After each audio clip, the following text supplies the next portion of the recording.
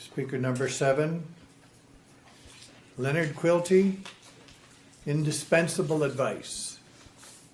Indispensable advice, Leonard Quilty.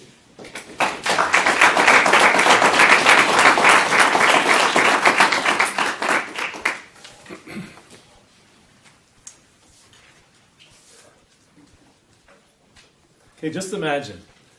You've got your dream job in your hometown. You're surrounded by family and friends. Your place of work is 50 feet from the Atlantic Ocean. You drive by every day, the water is lapping on the shore. It's an idyllic kind of scene. Beautiful, beautiful scenery. Mr. Contest Chair, ladies and gentlemen. That's where I found myself 14 years ago, teaching French in my hometown of Placentia, Newfoundland, and Labrador. For 2 years I was there. Had an interview in May of the second year for the full-time job. I was excited, couldn't wait.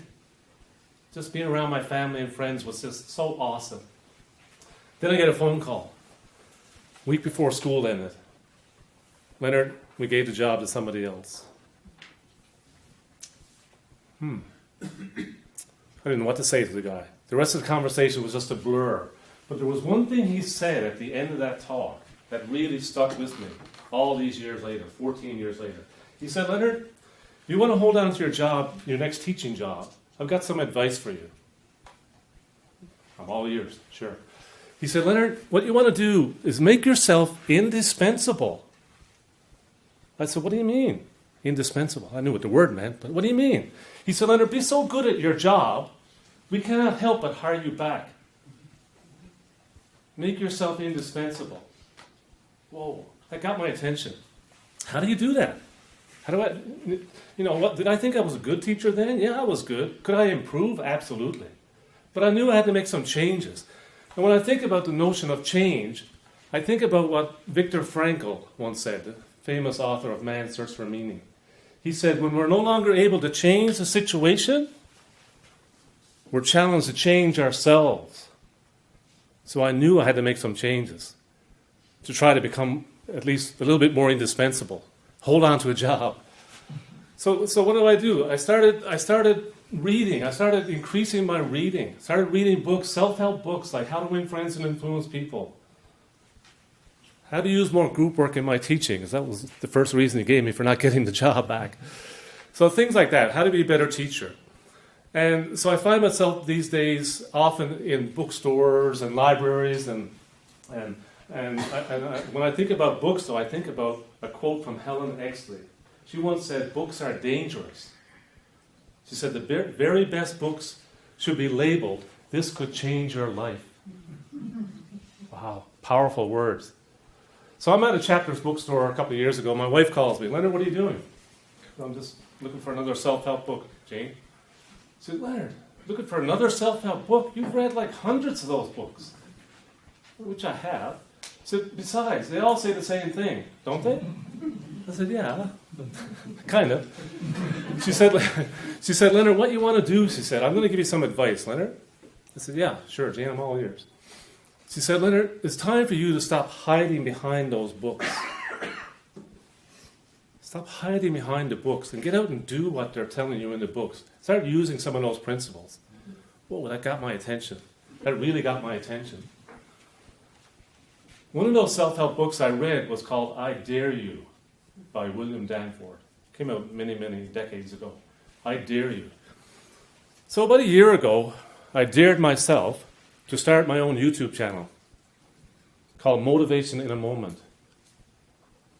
And so I started posting some videos. Posted half a dozen videos. Then over last summer, I got distracted by life and work and things, and I stopped posting videos. So I find myself in September teaching in Mount Pearl, Newfoundland, the city of Mount Pearl, teaching English. About 2 weeks into the month, middle of September, one of my grade 7 students puts up his hand in class. I said, yes, Adam, I think his name was. What is it? So he said, Mr. Quilty, he said, last night I subscribed to your YouTube channel. I said, really? Wow. How come you did that? Like, no, I didn't say that. I said, really? Okay, thank you. He said, but I want to give you some advice on that. I said, yeah, sure. He said, you haven't posted a video in 6 months. Oh, got my attention too. I said, okay, yeah, I'll start doing that. And I started doing that, posting a video every week since September. And then week before Christmas, it was my last day of work, December 21st. I was retiring that day and talking to my grade 7, saying goodbye. And a girl was sitting up in front of the class, and she raised her hand. She said, Mr. Quilty, said, I've subscribed to your YouTube channel as well. But she said, I want to give you some advice on that. Sure, why not? She said, you post one video a week. Why don't you post 2 videos a week? Okay, I'll do that. So now I'm posting 2 videos a week. It's a lot of fun. You know, I think it's important for all of us to really, you know, sometimes in our lives we need to make changes. And I found, for my own life, the answers to those changes are found within the covers of great books. But I just want to conclude with a story that kind of ties into my first story I started with about my job loss in Placentia. About 5 years after I lost a job there, I find myself teaching in Alberta. Got offered a job in Okotoks at the Centre for Learning at Home, teaching French. Go figure. Lost my French job in Placentia, but got a job teaching French in Alberta. About 2 years into that job, I was rating French courses, teaching French courses. 2 years into the job, I get an email from the French coordinator, Sharon. She said, Leonard, I want you to come and talk to the French teachers about what you're doing with online French. I said, sure. So I go do a presentation. About a week later, I get a card in the mail, inter-office mail, a card from Sharon. I open up the card, and she's saying, Leonard, you did a great job. I really appreciate that. And then it was the last sentence on that note that really, really pulled at my heartstrings. She said, Leonard, tu es indispensable. You are indispensable. Mm-hmm. Wow, that really, you know, did that make the time away from my family in Newfoundland a lot more easy to take? Yeah, you bet. It really did. You know, I'm going to go back to that quote from Helen Exley about books being dangerous. Yeah, I think she's definitely right, because those books have changed my life.